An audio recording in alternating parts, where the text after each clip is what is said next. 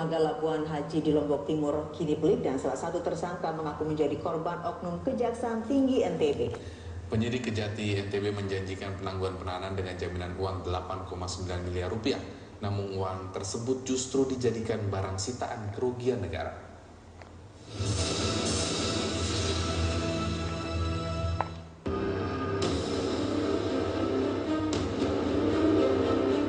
Sejak awal ini masih dalam penyelidikan, klien saya sudah mengatakan kami punya audit BPKP dan itu dikesampingkan. Saya evaluasi dan ditemukan ada alat bukti yang cukup, maka kita tingkatkan statusnya, Mas. Dan kita tidak mendolimi seseorang itu. Mestinya BPKP dulu yang diperiksa, tetapi sampai sekarang BPKP tidak diperiksa. Kalau memang nggak datang, kenapa tidak dipanggil paksa?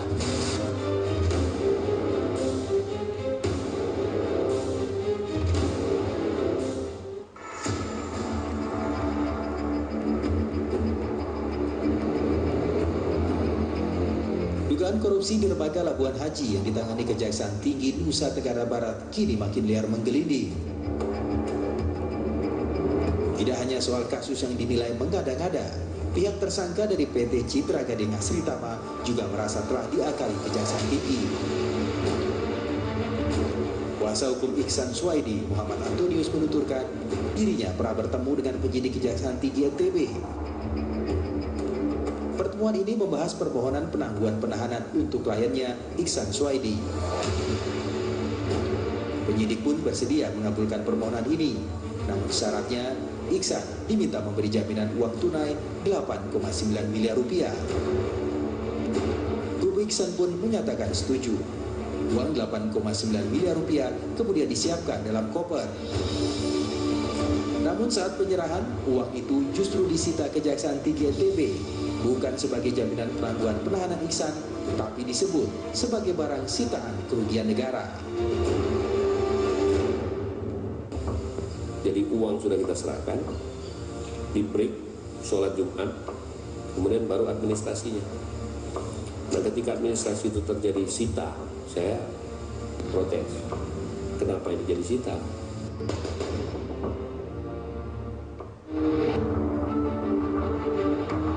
Direktur Citra Gading Asritama, Iksan Suwaidi, kini pun mendekam di Bui.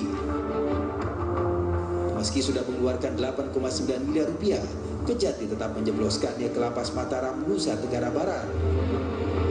Dari balik jeruji, kepada tim TV One, Iksan pun bercerita bagaimana ia bisa ditetapkan sebagai tersangka.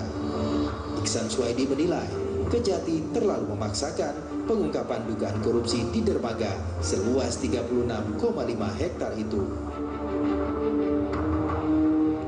Saya itu diperiksa itu hanya baru sekali, itu aja baru mengenai data keluarga.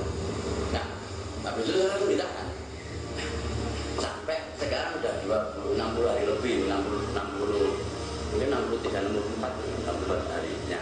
Dikala ini dilakukan oleh seorang ahli, ya, atau orang yang berpendidikan hukum, orang yang berpengalaman hukum, dan yang ketiga ada lembaga perguruan tinggi. Ini adalah jelas bukan soal kapasitas tidak cukup enggak, atau metode yang salah enggak. Ini jelas faktor rekayasa atau kesalahan. Waktu itu apa alasan Kejaksaan mengabaikan audit BPKP? Tidak ada alasan. Pokoknya bersalah pengadilan. Setelah Bapak tunjukkan audit BPKP, apa komentar? Tidak ada komentar. Dan malah ada jawabnya Pak Yon itu, ya, kita nggak pakai BPKP kok jawabnya.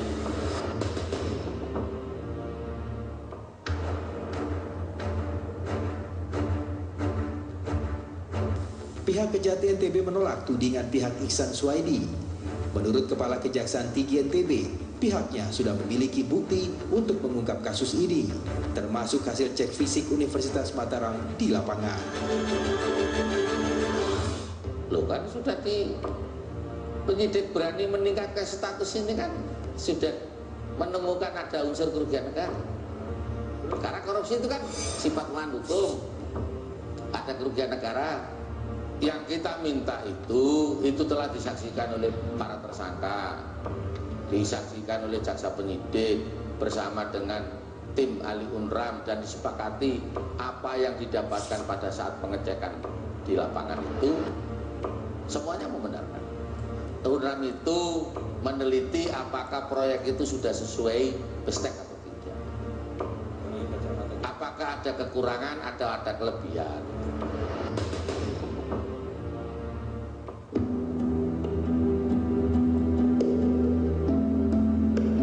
Jalan panjang sepertinya harus ditempuh Ihsan Suwaidi. Majelis Hakim Pra-Peradilan menolak gugatannya terhadap Kejati NTB. Majelis Hakim menilai penyidik Kejati NTB telah melakukan prosedur yang benar. Dugaan korupsi dermaga Labuan Haji kini pun kian pelik. Satu persatu, tudingan Kejaksaan Tinggi NTB memaksakan pengungkapan kasus ini makin terlihat. Pihak Universitas Mataram membantah telah mengaudit potensi kerugian negara dari proyek dermaga senilai 82 miliar itu. Yusron Saadi, Dekan Fakultas Teknik Universitas Mataram menyatakan pihaknya hanya mengecek fisik dermaga Labuan Haji setelah pihak Kejaksaan Tinggi NTB menetapkan adanya tersangka dari proyek itu.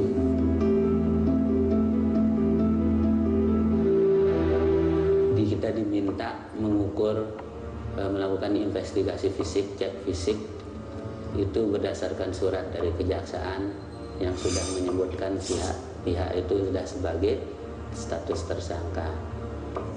Dan ketika cek fisik dilakukan itu dibuat berita acara apa saja yang dicek, bagaimana cara atau metode investigasinya itu disepakati. Terus 3 titik dibor dengan alat yang sesuai dengan kebutuhan untuk itu, dan dari situ kita melakukan perhitungan volume bukan rupiah.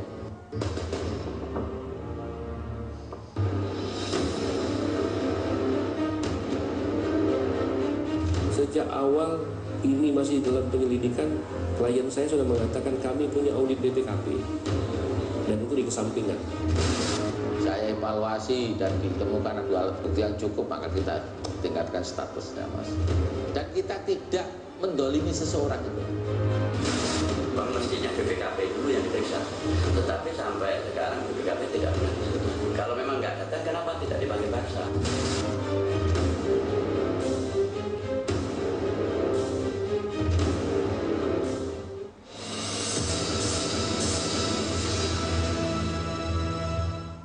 Kabar Petang akan kembali dengan informasi